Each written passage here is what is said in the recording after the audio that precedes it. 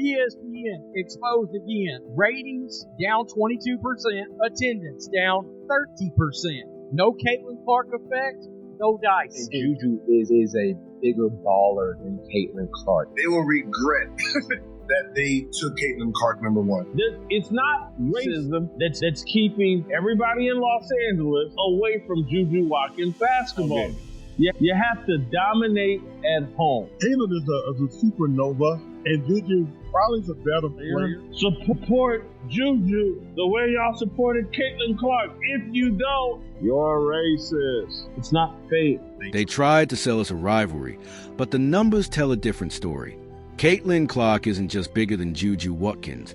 She's in a completely different universe. Needle mover in women's basketball, college or pro, is Caitlin Clark. From record-breaking attendance to off-the-charts viewership, Clark dominates in every way possible, while Watkins struggles to keep up. It's covered all the time. I cover Juju. I talk about Juju. It's great for the game. The idea that Juju and Paige have not been covered is just false.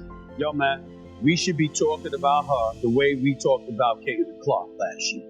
The media wants you to believe otherwise, pushing the narrative that Watkins is the next big thing. But if that's true, why are the arenas empty when she plays?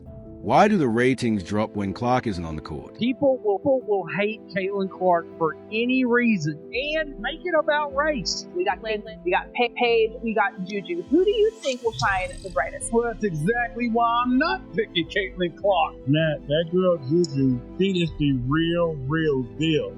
Juju Watkins ain't the same as Caitlin Clark. Playing in Los Angeles at USC is not the same as playing at Iowa. Well, Caitlin Clark was in Iowa, in the middle of nowhere. So she built a huge following right there in the state of Iowa, her home state.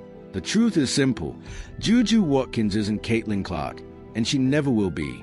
Let's talk numbers, because numbers don't lie. ESPN notes the viewership for the first round was up 43% from 2023, with an average of 257,000 people watching the first 2 days, but it leaves out the record-breaking viewership from last year, where viewership averaged 469,000 in the 2024 first round. That number was boosted by a whopping 3.2 million tuning in to Caitlin Clark and Iowa's 91-65 win over Holy Cross. The difference between this year and last year represents a nearly 22% drop. ESPN is literally scared. They can't stand Caitlin Clark. Caitlin Clark isn't just a player.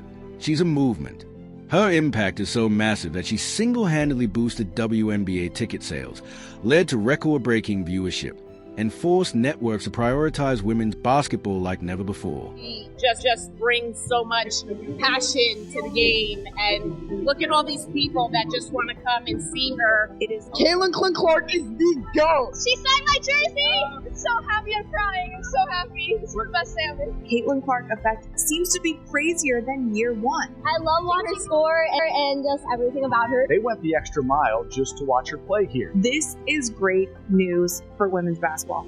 Period. It's no secret that the Indiana Fever are the most popular team in the WNBA. It is good for the entire WNBA. Meanwhile, Juju Watkins, the hype is manufactured, and the numbers expose the truth. Take attendance. For example, when Clark plays, arenas are sold out, with scalpers reselling tickets for thousands of dollars, a phenomenon never seen before in women's basketball. Compare that to Watkins. Her games don't bring the same energy, and empty seats tell the real story.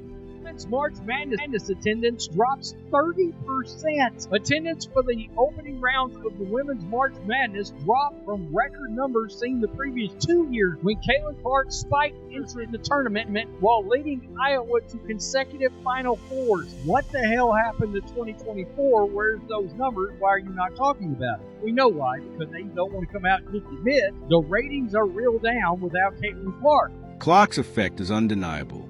She brought over 17,000 fans to her first WNBA game, setting a franchise record for the Indiana Fever. Even her preseason games shattered attendance expectations. If I was in the WNBA, I would have considered a separate television package to a network on just Caitlin Clark. I would have had two packages, the WNBA package, and then a separate, let's say, 15 to 18 game Caitlin Clark package. Exactly. Now, let's talk viewership. Clark's final NCAA championship game pulled in over 18.7 million viewers, making it the most-watched women's basketball game in history. Juju is a bigger baller than Caitlin Clark. I said it. I said it. Yeah. I said it. And it has nothing to do with black and white. The statistics say what everybody needs to be knowing. Juju is a better athlete than Caitlin Clark. Show us the stats that you're referencing. I mean, come on. Her games regularly outperform NBA matchups, proving she's not just a women's basketball star. She's a global sports icon. Whether you like the Indiana Fever or not, whether you like Caitlin Clark or not, it has gotten to the point where we can no longer deny the fact that they are the biggest draw in the WNBA, and they proved that all of last season. But what about Juju Watkins? Her games don't even come close. No record-breaking viewership, no national conversation, nothing. The league wasn't ready for her last year. They just weren't prepared. Yeah. She was prepared. She's had a full offseason now to rest. No. She's going to be great. The league just didn't know what to do. The media may want to push a name, but if she were truly on Clark's level, she wouldn't need this false hype. The numbers would speak for themselves. And that's exactly the problem. The media is desperate to create a rivalry that doesn't exist.